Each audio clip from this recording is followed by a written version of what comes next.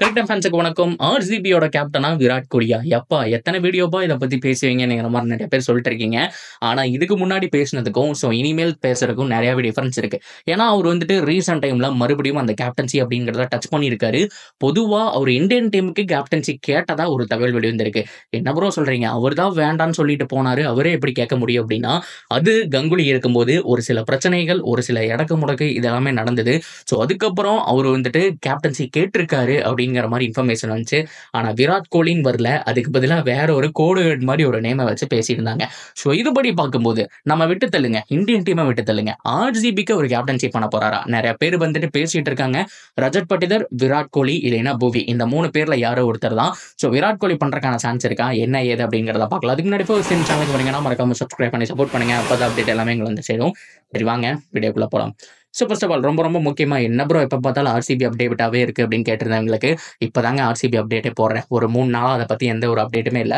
மத்த டீம்ஸ் எல்லாம் என்ன பண்றாங்கன்னு சொல்லி ஆல்ரெடி நானும் அப்டேட் போட்டுட்டு தான் இருக்கேன். நெறைய பேர் பார்க்க மாட்டேங்கிறீங்கன்னு நெனைக்கிறேன். சிஎஸ்கே பொறுத்தவரைக்கும் பத்திரானா புவரான ஒரு பெர்ஃபார்மன்ஸ் தான் குடுத்துட்டு இருக்காரு. ஏன்னா அவருடைய பவுலிங் ஆங்கிள் இன்ஜுரினால மாத்திருக்காரு. ஜேமி ஓட்டன பொறுத்தவரைக்கும் செம்மையா ஆடிட்டு இருக்காரு. மேட்ச்க்கு மேட்ச் இந்த பக்கம் டிம் டேவிட் செம்மையா பண்ண ஆர்சிபில, அந்த பக்கம் ஜேமி ஓட்டன் சும்மா பொளந்து வீசிட்டு இருக்காரு. அவருடைய பெர்ஃபார்மன்ஸும் நல்லா தான் இருக்கு அப்படிங்கிறதையும் நான் ஆல்ரெடி சொல்லிட்டேன். ரயான் ரெக்கல்டன் 250 அடிச்சாருங்க. அத பத்தியும் நான் ஆல்ரெடி சொல்லிட்டேன். இத தாண்டி எல்எஸ்ஜியோ, கேகேஆரோ அவங்களுடைய டீம் பெர்ஃபார்மன்ஸ்ல இருந்து யாருடைய நேமே சொல்ல முடியாத அளவுக்கு தான் இருக்கு. அந்த அளவுக்கு பெருசா அரவுண்ட் தி வேர்ல்ட் கிரிக்கெட் ஆடல. மேபி சவுத் ஆப்பிரிக்கா T20 வந்ததுக்கு அப்புறம் நல்லா பண்றதுக்கான சான்ஸ் இருக்கு. வந்த உடனே போடுறேன். ஓகேவா? சரி ஓகே. ஆர்சிபி ஃபேன்ஸ் ஹாப்பியான ஒரு நியூஸ் தான். விராட் கோலி அகைன் கேப்டனா வரக்கான பாசிபிலிட்டிஸ் 90% இருக்கு. இப்போ கடைசி டெஸ்ட் நீங்க பார்த்திருப்பீங்க. அவர் வந்துட்டு லாஸ்ட் சீசனுக்கு முன்னாடி ஒரு கேப்டன்சி பண்ணதை உங்களால பார்க்க முடிஞ்சுச்சு. அதாவது பும்ரா வெளியில போனதுக்கு அப்புறம் ஒரு 4 விக்கெட் இருந்தது. அதுக்கு பவுலிங் ரொட்டேஷன் செமையா பண்ணாரு. அது வரைக்கும் பிரசித் கிருஷ்ணா ஒரு விக்கெட் எடுத்திருந்தாரு. அதுக்கப்புறம் செமையா பண்ணாரு. சிராஜ பொறுத்த வரைக்கும் அண்டர் அண்டர் அண்டர் விராட் கோலியோட கேப்டன்சி கீழ செம்மையா பண்ணுவாருங்க. அதுல மாற்றமே கிடையாது. ஆர்சிபி ஃபேன்ஸ் மறுபடியும் அழுக வேண்டிய ஒரு சிச்சுவேஷன். ஐயோ இப்படிப்பட்ட சிராஜ ஏன் எடுக்கல நீங்க? கண்டிப்பா எடுத்து போட்டிருக்கணுமே அப்படிங்கிற மாதிரி தான் பேசிட்டு இருக்காங்க. யோசிச்சு பாருங்க. சிராஜ் உள்ள இருந்திருந்தாரு அப்படின்னா சிராஜ், புவி, எஸ்தயால், ஹேசல்வுட் அப்படிங்கிற மாதிரி இருந்திருக்கும். செம்மையான ஒரு லைனப்பா இருந்திருக்கும்.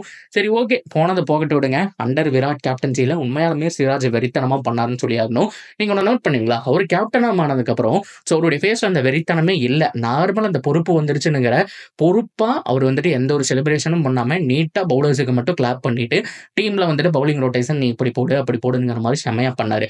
இத வச்சு பார்க்கும்போது தான் ஆர்சிபிக்கு ஒன்ஸ் அகைன் அவர் பண்றதுக்கான சான்ஸ் இருக்காங்கிற மாதிரி பேசிட்டு இருக்காங்க.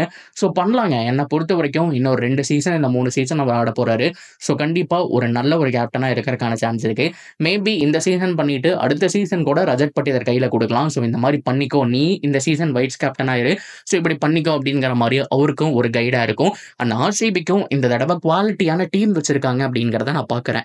ஒன்ஸ் அகைன் 2016க்கு அப்புறம் ஒரு நல்ல டீம பார்க்கணும் அப்படின்னா இந்த டீம் தான் சொல்லுவேன். ஆக்சுவலா 2016 நான் நல்ல டீம்ங்கிற மாரி சொல்லவே வரல.